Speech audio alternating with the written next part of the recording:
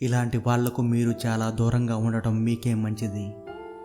ఎవరైతే మీతో తరచూ అబద్ధాలు చెబుతారో, ఎవరైతే మీకు రెస్పెక్ట్ ఇవ్వరో, ఎవరైతే అవసరం కోసం మిమ్మల్ని వాడుకుంటారో, ఎవరైతే మీరు ఓడిపోవాలని మీ వెనక తిరుగుతారో, ఎవరైతే మీతో అసూయగా ఉంటారో వీళ్ళందరికీ దూరంగా ఉండండి.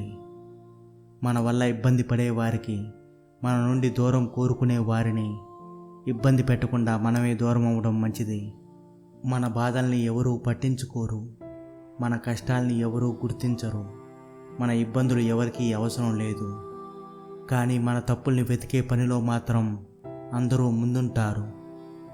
కోపం వచ్చినప్పుడు నీ మనసుతో పోరాడు, అంతేకాని మనిషితో కాదు. సమస్య వచ్చినప్పుడు కాలంతో పోరాడు, అంతేకాని కన్నీటితో కాదు. బంధం కలవాలి అంటే రుణం ఉండాలి. ఆ బంధం జీవితాంతం మనతో ఉండాలి అంటే అర్థం చేసుకునే గుణం ఉండాలి. పరమాన్నం కోసం ఒకడి ముందు తలదించుకొని తోకను ఆడించకు. నాతో ఎందుకు నడుస్తున్నావు అని నా నీడను అడిగాను.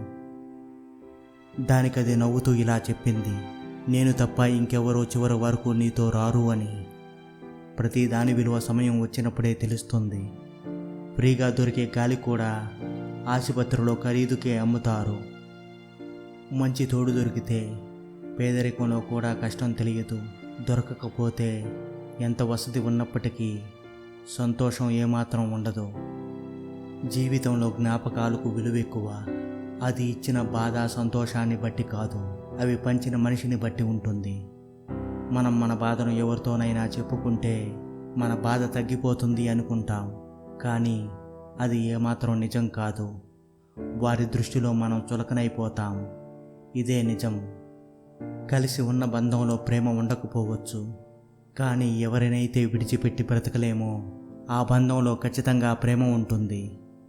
దూరమైన బంధాలకు, దూరం చేసుకున్న బంధాలకు చాలా తేడా ఉంటుంది. ఆరిపోయిన దీపానికి, కావాలని ఆర్పేసిన దీపానికి ఉన్నంత తేడా. అదృష్టం అంటే ఏమిటో తెలుసా? మనం ప్రేమించిన వాళ్ళు మనకన్నా ఎక్కువగా మనల్ని ప్రేమించడం. అవసరం లేని వారి గురించి ఆలోచించి ఏమాత్రం ప్రయోజనం లేదు.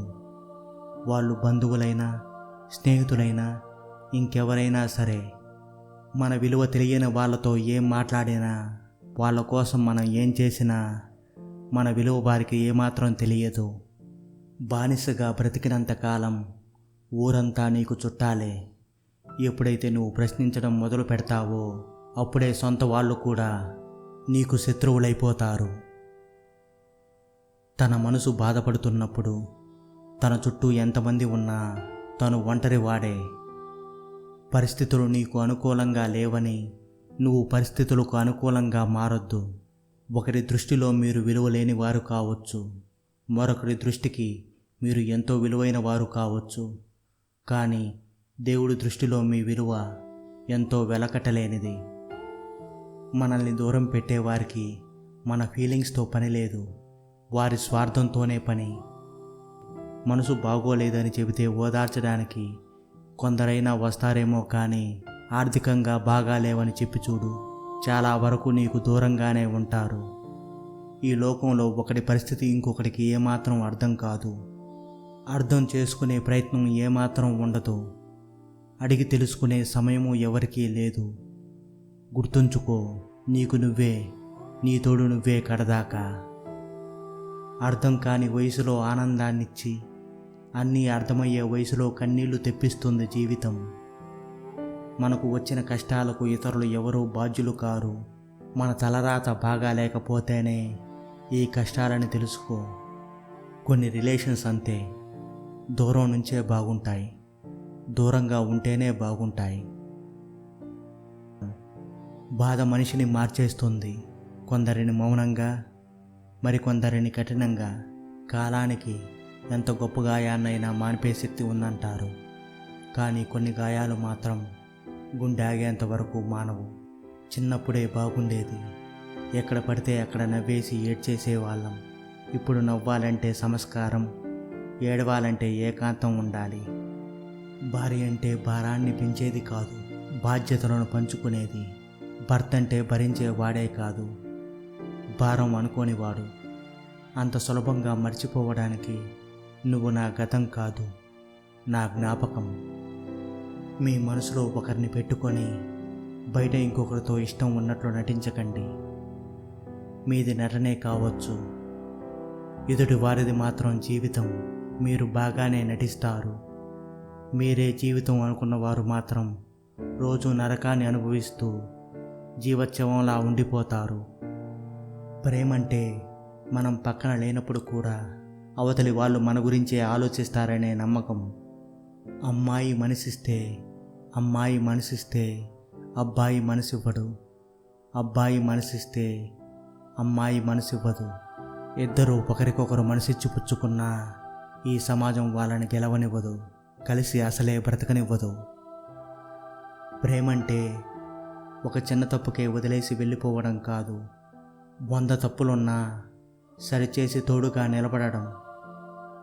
ఎవరో వస్తారు నా జీవితాన్ని మార్చడానికి ఏదో చేస్తారని నువ్వు భ్రమపడినంతకాలం నీకు జీవితంలో నిరాశే మిగిలిపోతుంది. ఎవరూ రారు, వచ్చినా నా జీవితాన్ని మార్చడానికి ఏమీ చెయ్యరని అనే సత్యాన్ని నువ్వు గ్రహించి నీ ప్రయత్నాన్ని మొదలుపెట్టిన రోజున నీ జీవితం మారిపోతుంది. శత్రువులు వేసే బాణాలు తగిలిన వ్యక్తి హాయిగా నిద్రపోగలడేమో కానీ కొందరు బంధువులు కుటిల బుద్ధితో వేసే మాటలు బాణాలు తగిలిన వ్యక్తి హృదయం గాయాలతో తూట్లు పడుతుంది. లోతుగా గాయపడిన మనిషిలో నువ్వెంత తాపత్రయపడినా కూడా మొదటి మనిషిని ఎన్నటికీ చూడలేవు. దేవుడు మనకు వరాలు ఇవ్వడు, శాపాలు ఇవ్వడు, కేవలం అవకాశాలు మాత్రమే ఇస్తాడు. వాటిని వరాలుగా మార్చుకోవడమో లేదా శాపాలుగా మార్చుకోవడమో అంతా మన చేతుల్లోనే ఉంది. జీవితంలో నిన్ను కలిసిన ప్రతి ఒక్కరిది ఒక్కో పాత్ర ఉంటుంది. కొందరు నిన్ను పరీక్షిస్తారు, మరికొందరు నిన్ను వాడుకుంటారు, కొందరు నిన్ను ప్రేమిస్తారు, కొందరు నీకు నేర్పిస్తారు. ఎవరైతే నీలో శక్తిని గుర్తించి వెలికి తీస్తారో వారే నీ జీవితానికి అతి ముఖ్యులు, విలువైన వారు, మర్చిపోలేని వారు కూడా. అటువంటి వారిని ఎన్నటికీ వదులుకోకండి. జీవితంలో వచ్చిన కష్టాలు నువ్వు ఎంతగా ఏడ్చినా పోవు, సుఖాలు నువ్వు నవ్వితే రావు. గుండె నిబ్బరంతో చిరునవ్వుతో పోరాడితేనే నేటి కష్టాలు రేపటి సుఖాలవుతాయి. జీవితంలో ఈ 3 విషయాలను బాగా గుర్తుపెట్టుకోండి. ఎవరిని ఏమీ అడగవద్దు, చులకనైపోతావు. ఎవరిని అతిగా నమ్మొద్దు, మోసపోతావు. ఎవరి మీద అతిగా ఆధారపడొద్దు, నిన్ను నువ్వే కోల్పోతావు. ఇవాళ వచ్చిన అవకాశం రేపు నీకు రాకపోవచ్చు. అందుకే వాయిదా వేద్దామనే ఆలోచనను పక్కన పెట్టి దొరికిన అవకాశాన్ని సద్వినియోగం చేసుకోండి. జీవితంలో దేనికైతే నువ్వు భయపడి వెనకడుగు వేస్తావో అదే నిన్ను మళ్ళీ వెంటాడుతుంది. ఒక్కసారి ఎదురెళ్ళి చూడు, ఆ భయమే నీకు భయపడుతుంది. ఎంతో కష్టపడి కొండను ఎక్కితేనే అందమైన దృశ్యాన్ని చూడగలవు. జీవితం కూడా అంతే. నీ అనవసరమైన భయాల్ని తొలగించుకుని నిరంతరం శ్రమించినప్పుడే అందమైన జీవితాన్ని పొందగలవు. ఇంతకు మించి నా వల్ల కాదు, ఇక ఆపేద్దాం అనుకున్న ప్రతిసారి నీకు నువ్వు చెప్పుకోవాల్సిన మాట ఏంటంటే, చివరి శ్వాస దాకా పోరాడు.